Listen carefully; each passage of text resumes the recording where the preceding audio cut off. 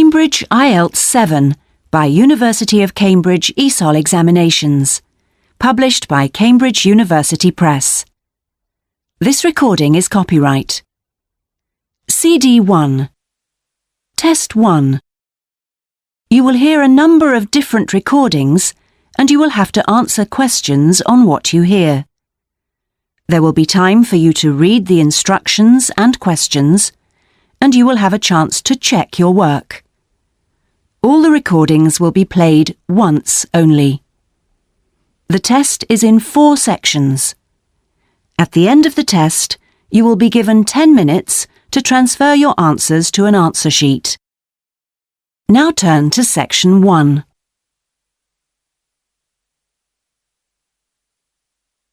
Section 1. You will hear a telephone conversation between a passenger and an official at the Land Transport Information Service at Toronto Airport. First, you have some time to look at questions 1 to 5. You will see that there is an example that has been done for you. On this occasion only, the conversation relating to this will be played first. Hello, this is Land Transport Information at Toronto Airport. How may I help you? Oh, good morning. I'm flying to Toronto Airport next week and I need to get to a town called, Milton. Could you tell me how I can get there? Milton, did you say? Let me see. I think that's about 150 miles southwest of here. In fact, it's 147 miles to be exact. So it'll take you at least, say, 3 to 4 hours by road.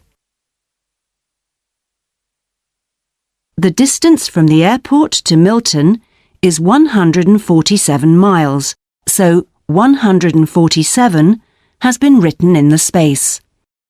Now we shall begin. You should answer the questions as you listen, because you will not hear the recording a second time. Listen carefully and answer questions 1 to 5. Hello, this is Land Transport Information at Toronto Airport. How may I help you? Oh, good morning. I'm flying to Toronto Airport next week and I need to get to a town called, Milton. Could you tell me how I can get there? Milton, did you say? Let me see. I think that's about 150 miles southwest of here. In fact, it's 147 miles to be exact. So it'll take you at least, say, 3 to 4 hours by road. Wow, is it as far as that? Yes, I'm afraid so. But you have a number of options to get you there, and you can always rent a car right here at the airport, of course. Right. Well, I don't really want to drive myself, so I'd like more information about public transport. Okay. In that case, the quickest and most comfortable is a cab, and of course there are always plenty available, but it'll cost you.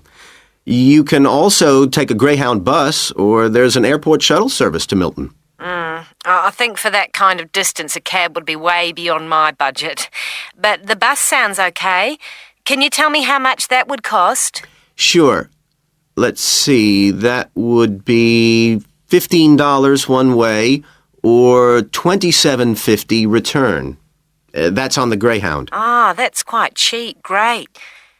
Whereabouts does it stop in Milton? It goes directly from the airport here to the city center, and it's pretty fast.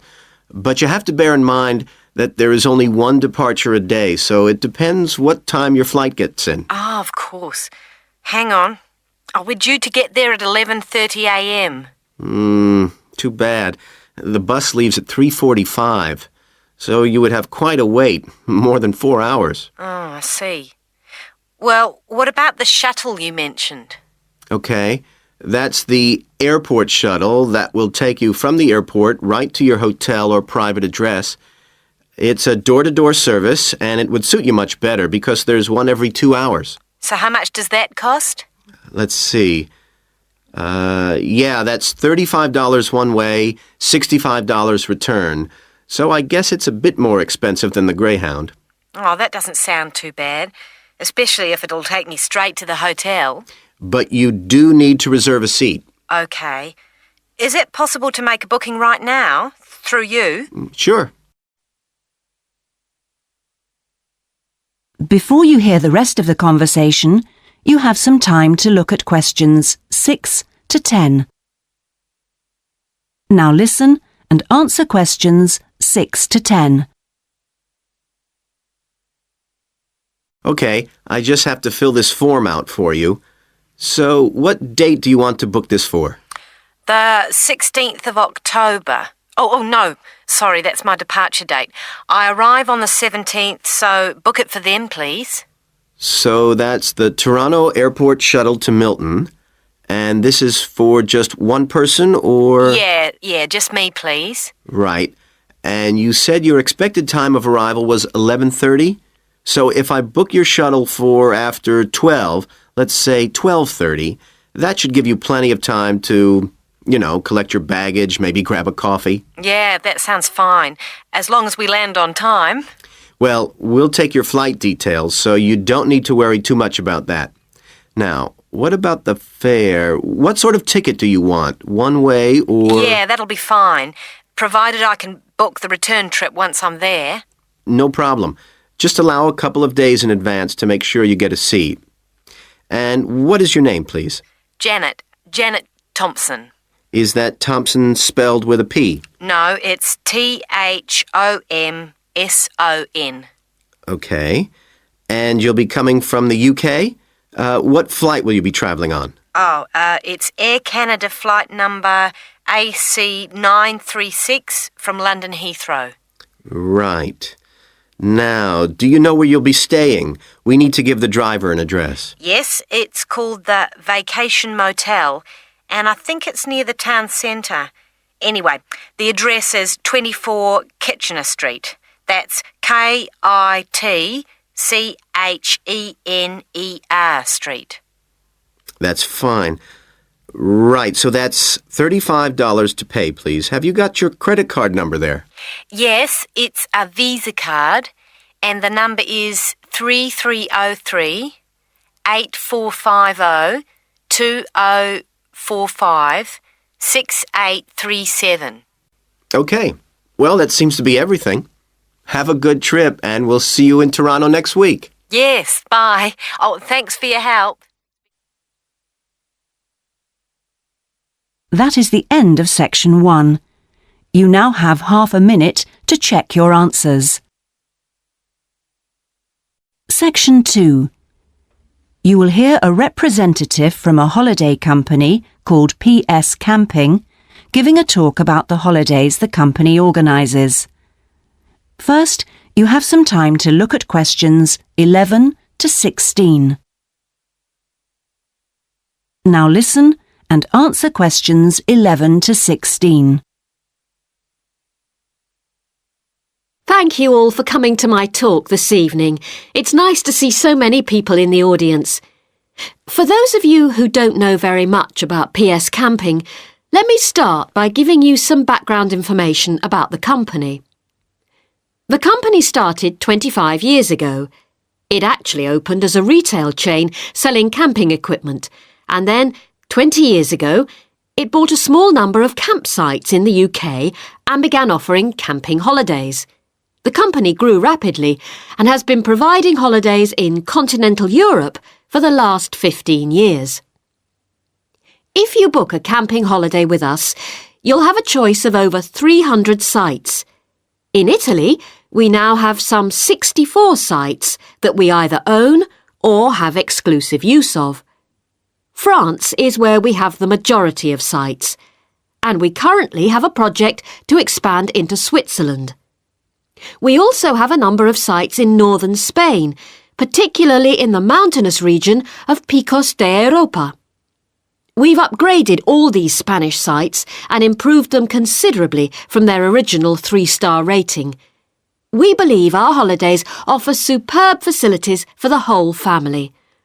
Parents who want their children to be fully occupied for all or part of the day can take advantage of our children's activities. These are organised by our well-qualified and enthusiastic staff. Each day kicks off with a sports match, perhaps football or volleyball, followed by an hour of drama for everyone. This may include singing or dancing, mime or other activities. In the afternoon, there's a different art activity for each day of the week, including a poster competition or model making. What's more, our sites are truly child-friendly, and with this in mind, we operate a no-noise rule in the evenings. Children's evening activities usually finish at 9:30 or occasionally 10, and from 10:30 holidaymakers are expected to be quiet in the areas where there are tents.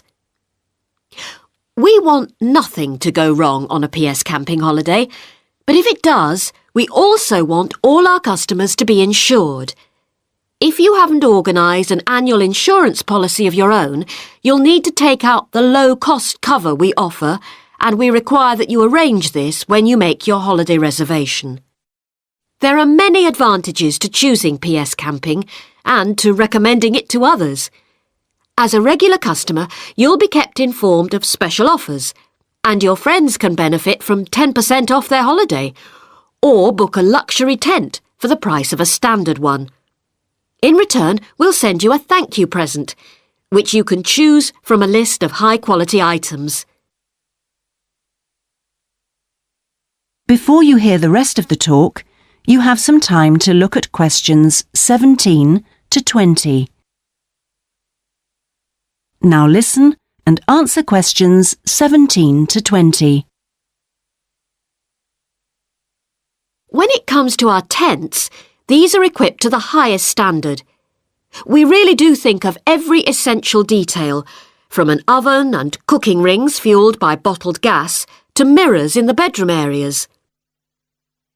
If you don't want to cook indoors, you can borrow a barbecue if you ask in advance for one to be made available. And there's even a picnic blanket to sit on outside your tent. Inside, a box of games and toys can be found, and children's tents can be hired if required.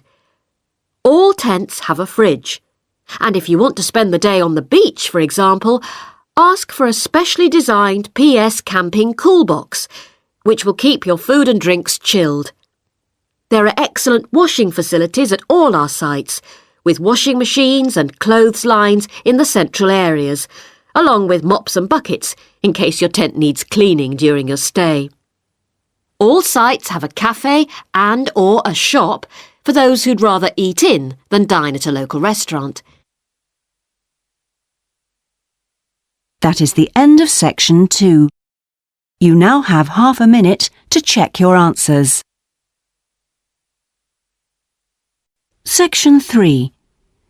You will hear a tutor talking to two business students called Philip and Janice about their research on managing individuals. First, you have some time to look at questions 21 to 23. Now listen carefully and answer questions 21 to 23. Well, you've both been looking at different styles of managing individuals in companies and the workplace. How's the research going, Philip? Well, I've been looking at why individual differences are such an important area of management studies. When you think about any organisation, be it a family business or a multinational company, they're all fundamentally a group of people working together. But it's what these individuals contribute to their places of work that makes you realise how important they are. Of course, they bring different ideas, but it's also their attitudes and their experiences of learning. Diversity is important in these areas too. So why do people behave so differently from one another at work? There are lots of reasons, but research has shown that a lot of it comes down to personality. And the other factor is gender. It's a well-known fact that men and women do lots of things in different ways, and the workplace is no different. Did you look at the effects of this variation on companies? Yes, I did. On the positive side, exposure to such diversity helps encourage creativity, which is generally an asset to a company. But unfortunately, individual differences are also the root of conflict between staff, and they can lead to difficulties for management, which can sometimes be serious. Before you hear the rest of the conversation, you have some time to look at questions 24 to 30. Now listen and answer questions 24 to 30. Thanks, Philip. So now I guess the two main things to remember here are to identify individual talent and then to utilize it. So, Janice, you were looking at identifying different talents in workers. Do you think this is easy for managers to do? Well, currently, teamwork is in fashion in the workplace, and in my opinion, the importance of the individual is generally neglected. What managers should be targeting is those employees who can take the lead in a situation and are not afraid to accept the idea of responsibility. That's true, Janice, but unfortunately many managers think the entire notion of encouraging individuality amongst their staff is far too hard. Yes, that may be true, but I think one of the most important tasks of managers is to consider the needs of the individual on one hand and group cooperation and conformity on the other. It requires creative thinking on the part of management to avoid tension. So, Janice, what kind of people do you think companies should be looking for? Well, it has to start from the very beginning, when companies are looking for new employees. When the personnel department is choosing between applicants, they need to look for someone who's broken the mould and can think for themselves. Instead, people making these decisions often use a range of psychological tests to see if a person is a problem solver or will do as they're told. I'm not convinced these qualities are actually the most important. So, do you think being a good team player is overrated? No, it's not overrated. You do need to learn the rules and learn them fast. No individual can get around this if you're working in an organisation. So how should managers deal with this? Rewards. When an individual demonstrates the behaviour the organisation expects, some kind of incentive can be given. What's important here is that this happens right at the beginning, so new recruits learn the rules of the system immediately. Also, the incentive should be something the individual actually wants, and this isn't always just money. To come back to you, Philip, you were saying that recognition of good performers is essential. Now, what else should managers be looking for? Well, managing people means you not only have an understanding of your employees, but you also recognise the culture of the organisation. In fact, for some organisations, creativity and individuality may be the last thing they want to see during working hours. Very true. Yes, but managing people isn't as easy as it looks.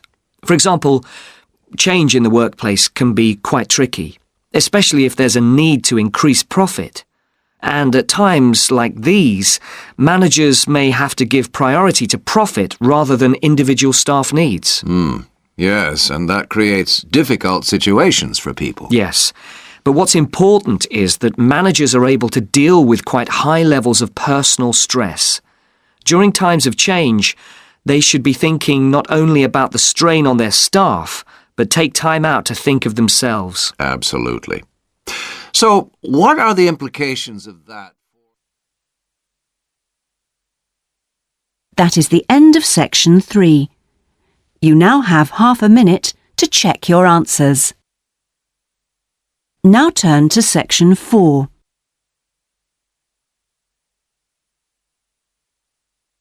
Section 4. You will hear part of a lecture about cave paintings and other types of rock art. First, you have some time to look at questions 31 to 40. Now listen carefully and answer questions 31 to 40. Good afternoon, everyone. This is the first seminar in preparation for our archaeological fieldwork in Namibia. We are fantastically lucky to have received partial research funding for this trip from our institute, so I shall expect 200% attention and participation from you all. First, in this seminar, I'm going to give a brief introduction to contemporary research on rock art. And in the second part, I'm going to give you some do's and don'ts for our fieldwork trip in April. So please listen very carefully. I'm first going to focus on the interpretation of rock art in Namibia. We are very fortunate to be going to an area where you can find some of the most important sites in the entire world. And I hope to show you how easy it is for everyone to make mistakes in looking at cultures which are different from our own, the first and most important lesson we have to learn. In Namibia, there are both paintings and engravings.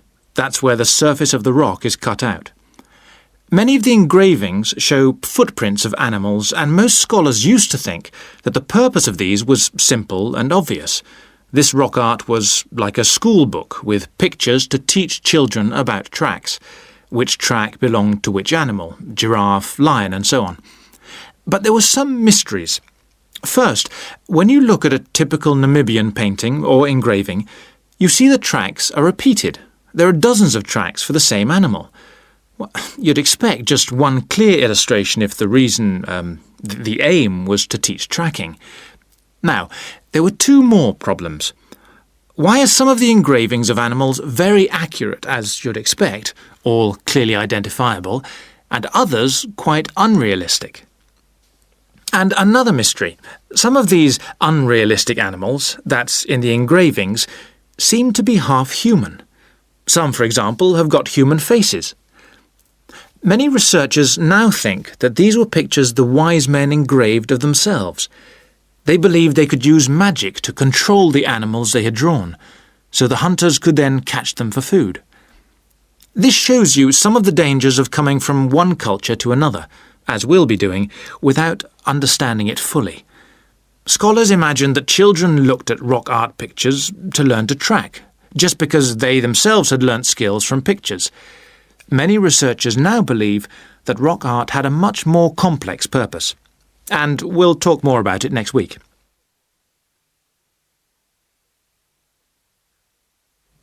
Now, before I invite you to join in a discussion in this second part of the seminar, I'd like to make some very important points about our fieldwork, and in fact any field trip to look at rock art. We're going to a number of sites, and we won't always be together. The single largest problem faced by people who manage the sites is, yes, I'm sure you've guessed, damage caused by visitors, even though it's usually unintentional. Whenever you do go to a site, don't forget you can learn many things from observing at a distance instead of walking all over it. This can really help to reduce visitor pressure. People often say, well, there's only two of us, and just this one time. But maybe thousands of people are saying the same thing. And then some basic rules to guide you. We'll have our own camp near a village, but remember never to camp on a site if you go on your own. It may be disrespectful to the people of that culture, and certainly don't make fires, however romantic it may seem. It's really dangerous in dry areas, and you can easily burn priceless undiscovered material by doing so. So, how are we going to enjoy the rock art on our field trip? By looking at it, drawing it, and photographing it. Never by touching it or even tracing it. Rock art is fragile and precious. Remember that climbing on rocks and in caves can destroy in a moment what has lasted for centuries. So, no heroics in Namibia, please. Try to be extra careful and help others to be too. Oh, and lastly, please don't even move rocks or branches to take photographs. You should leave the site intact. I'm sure I can rely on you to do that. Well, that's about all I want to say before today's first discussion. But if you have any questions, please ask them now. Oh, and don't forget you'll find some fascinating information about worldwide sites on the internet. Right, first question then. That is the end of section 4. You now have half a minute to check your answers. That is the end of the listening test. In the IELTS test, you would now have 10 minutes to transfer your answers to the listening answer sheet.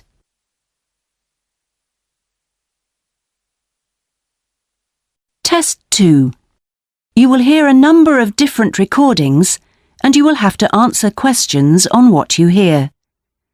There will be time for you to read the instructions and questions, and you will have a chance to check your work. All the recordings will be played once only. The test is in 4 sections. At the end of the test, you will be given 10 minutes to transfer your answers to an answer sheet. Now turn to Section 1.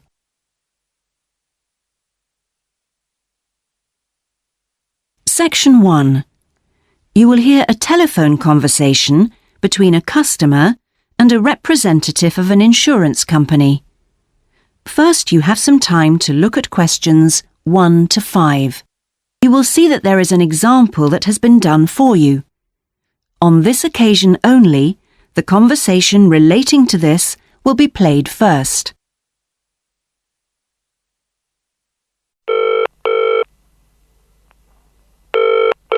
Hello? Motor Insurance Department? Oh, hello. I'd like to ask about insurance for my car. Yes, of course. I'll just take a few details. What's your name? Patrick Jones. The customer's name is Patrick Jones, so Patrick Jones has been written in the space. Now we shall begin. You should answer the questions as you listen, because you will not hear the recording a second time. Listen carefully and answer questions 1 to 5.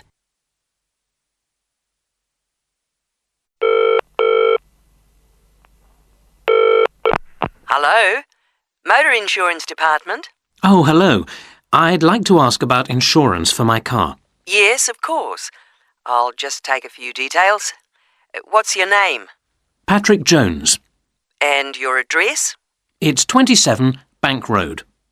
27 Bank Road. Is that in Greendale? Yes. And what's your daytime phone number? My work number is 730453.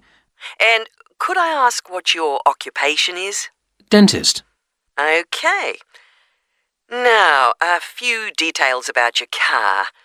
What size is the engine? It's 1200 cc's. Thank you. And the make and model? It's a Houghton Sable. Could you spell the model name, please? Yes. S-A-B-L-E.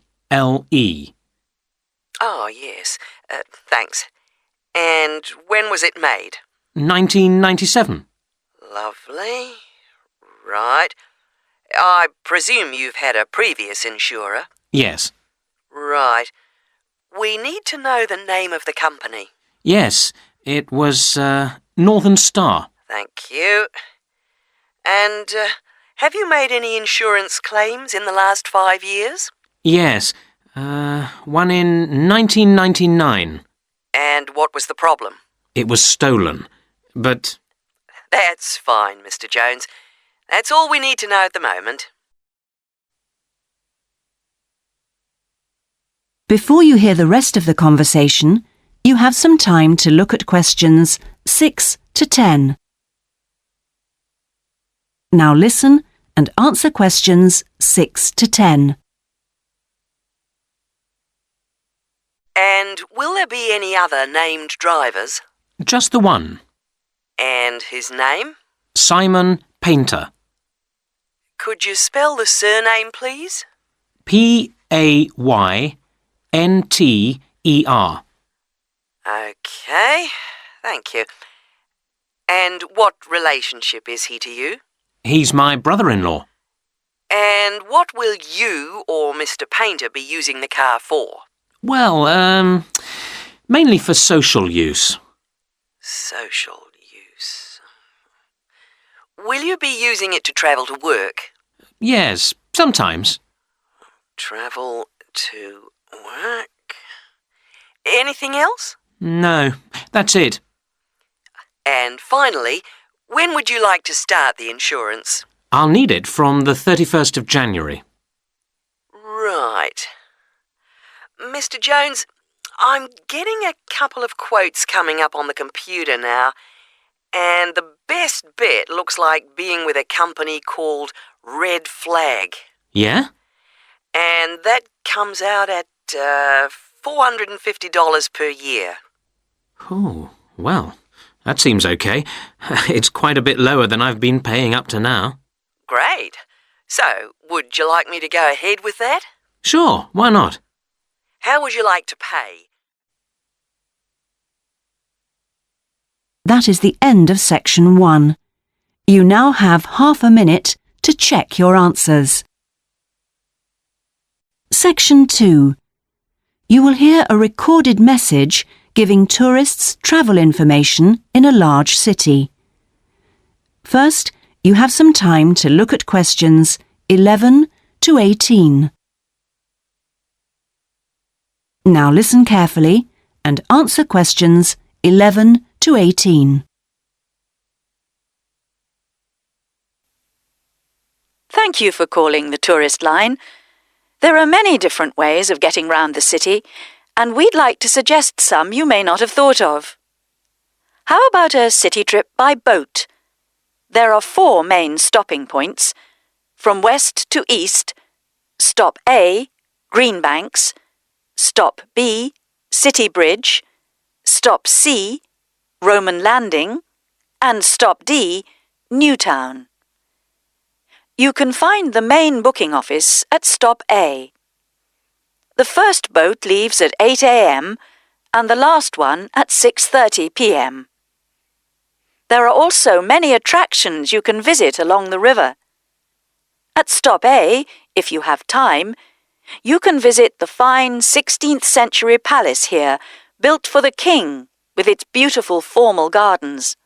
It's very near the booking office. Now you can enjoy every corner of this superb residence. Stop B. Why don't you visit Tower Restaurant with its wide range of refreshments? This is a place where you can sit and enjoy the wonderful views over the old commercial and banking centre of the city. Stop C is the area where, in the 1st century AD, invading soldiers crossed the river. This was much shallower than it is now. That's why this area is called Roman Landing. There's an interactive museum to visit here, with a large shop which has a good range of local history books. At the furthest point of the trip, Stop D, the most exciting place to visit is the new entertainment complex with 7-screen cinema, bowling alley, and video games arcade. Before you hear the rest of the message, you have some time to look at questions 19 and 20. Now listen and answer questions 19 and 20. Besides the boat tours, there are city buses. 2 companies offer special services. The top bus company runs all its tours with a live commentary in English. Tours leave from 8:30 a.m. every 20 minutes. There are departures from Central Station, Castle Hill, and Long Walk. This is a hop-on, hop-off service, and tickets are valid for 24 hours. For further details, call Top Bus on 0208 944 7810. The number 1 sightseeing tour is available with a commentary in 8 languages. Buses depart from Central Station every 5 to 6 minutes from about 9 a.m., with the last bus at around 7 p.m. There are also number 1 services with an English-speaking guide. That is the end of section 2. You now have half a minute to check your answers. 3. You will hear a seminar with Dr. Martin Merriweather of the Antarctic Centre in Christchurch, New Zealand. First, you have some time to look at questions 21 to 26. Now listen carefully and answer questions 21 to 26. We're pleased to welcome Dr. Martin Merriweather of the Antarctic Centre in Christchurch, New Zealand, who has come along to talk to us today about the role of the centre and the Antarctic Treaty. Now, my first question is about the choice of location for the centre. Why Christchurch? Was it because of the climate? Well, actually, New Zealand is the second closest country to Antarctica, and Christchurch is often used on Antarctic expeditions. Right, so it's because of where we are, coupled with our historical role. So tell us, what is the main purpose of the centre? Oh, well, we have two complementary roles. One is as a scientific base for expeditions and research, and the other is as an information centre. Tell us something about the role as a scientific base. Well, we're able to provide information about what scientists should take with them to the South Pole. For example, the centre contains a clothing warehouse where expeditions are supplied with suitable clothing for the extreme conditions. I suppose you need a bit more than your normal winter coat. Yes, exactly. And then there's also the specialist library and mapping services. Right. And which countries are actually located at the centre? Well, the centre houses research programs for New Zealand, for the United States, as well as for Italy. There's even a US post office at the American Air Force Base here. Really? And what does the visitor centre offer? Well, since very few people will ever experience the Antarctic firsthand, the Visitors Centre aims to recreate the atmosphere of Antarctica. There's a mock campsite where you can see inside an Antarctic tent and imagine yourself sleeping there. And the centre also acts as a showcase for the unique international cooperation which exists in Antarctica today. What is it actually like at the South Pole? I know you've been there on a number of occasions. Yes, I have, and each time I'm struck by the awesome beauty of the place. It's magnificent, but you can really only visit it in the summer months. October to March? Yes, because it's completely dark for 4 months of the year. And, in addition, it has to be the coldest place on Earth. Colder than the North Pole? Why is that? Well, unlike the North Pole, which is actually a frozen sea, Antarctica is a landmass shaped like a dome, with the result that the winds blow down the slopes at speeds of up to 150 kilometres an hour. And that's what makes it so cold. Oh. And one other interesting thing is that Antarctica is the driest continent on Earth, surprisingly. And so you have to drink large amounts of water when you're there.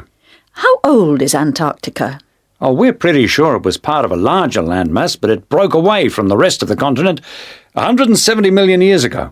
How can you be certain of this? Because fossils and rocks have been discovered in Antarctica, which are the same as those found in places such as Africa and Australia. Amazing. To think that it was once attached to Africa.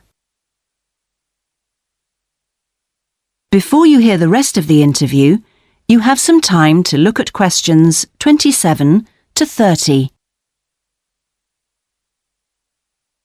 Now listen and answer questions 27 to 30. Now, let's just have a look at the Antarctic Treaty. How far back does the idea of an international treaty go?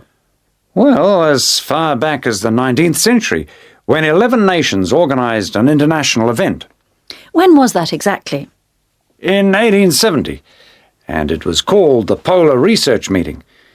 And then, not long after that, they organised something called the First International Polar Year. And that took place when exactly? Over 2 years, from 1882 to 1883. But it wasn't until the 1950s that the idea of an international treaty was proposed. And in 1959, the treaty was actually signed. What do you see as the main achievements of the treaty? Well, firstly, it means that the continent is reserved for peaceful use. That's Article 1, isn't it? Yes. That's important, since the territory belongs to everyone. Yes, but not as important as Article 5, which prohibits any nuclear explosions or waste disposal. Which is marvellous. Well, I'm afraid we're going to have to stop there because I'm afraid we've run out of time. Thanks for coming along today and telling us all about the centre and its work. That is the end of section 3. You now have half a minute to check your answers. Section 4. You will hear a presentation given by a sports science student on her project on left and right-handedness in sport. First, you have some time to look at questions 31 to 40. Now listen carefully and answer questions 31 to 40. My topic is handedness, whether in different sports it is better to be left or right-sided, or whether a more balanced approach is more successful. I'm left-handed myself, and I actually didn't see any relevance to my own life when I happened to start reading an article by a sports psychologist called Peter Matthews. He spent the first part of the article talking about handedness in music instead of sport, which I have to say almost put me off from reading further. But what I soon became struck by was the sheer volume of both observation and investigation he had done in many different sports, and I felt persuaded that what he had to say would be of real interest. I think Matthew's findings will be beneficial, not so much in helping sports people to work on their weaker side, but more that they can help them identify the most suitable strategies to use in a given game. Although most trainers know how important handedness is, at present they are rather reluctant to make use of the insights scientists like Matthews can give, which I think is rather short-sighted, because focusing on individual flexibility is only part of the story. Anyway, back to the article. Matthews found a German study which looked at what he called mixed-handedness, that is, the capacity to use both left and right hands equally. It looked at mixed-handedness in 40 musicians on a variety of instruments. Researchers examined a number of variables. For example, type of instrument played, regularity of practice undertaken, and length of time playing instrument, and found the following. Keyboard players had high levels of mixed-handedness, whereas string players like cellists and violinists strongly favored one hand. Also, those who started younger were more mixed-handed. Matthews also reports studies of handedness in apes. Apes get a large proportion of their food by fishing ants from anthills. The studies show that apes, like humans, show handedness, though for them right and left-handedness is about equal, whereas about 85% of humans are right-handed. Studies showed that apes consistently using the same hand fished out 30% more ants than those varying between the two. Matthews started researching several different sports and found different types of handedness in each. By the way, he uses handedness to refer to the dominant side for feet and eyes as well as hands. Anyway, his team measured the hand, feet, and eyes of 2,611 players and found that there were really three main types of laterality. Mixed, you work equally well on both sides, both hand and eye. Single, you tend to favor one side, but both hand and eye favor the same side. And cross-laterality, a player's hands and eyes favor only one side, but they are opposite sides. Let's start with hockey. Matthews found that it was best to be mixed-handed. This is because a hockey stick must be deployed in two directions. It would be a drawback to have hand or eye favoring one side. An interesting finding is that mixed-handed hockey players were significantly more confident than their single-handed counterparts. Things are slightly different in racket sports like tennis. Here, the important thing is to have the dominant hand and eye on the one side. This means that there is a bigger area of vision on the side where most of the action occurs. If a player is cross-lateral, the racket is invisible from the dominant eye for much of the swing. It means that they can only make corrections much later, and often the damage has been done by then. And moving to a rather different type of sport, which involves large but precise movements, gymnastics.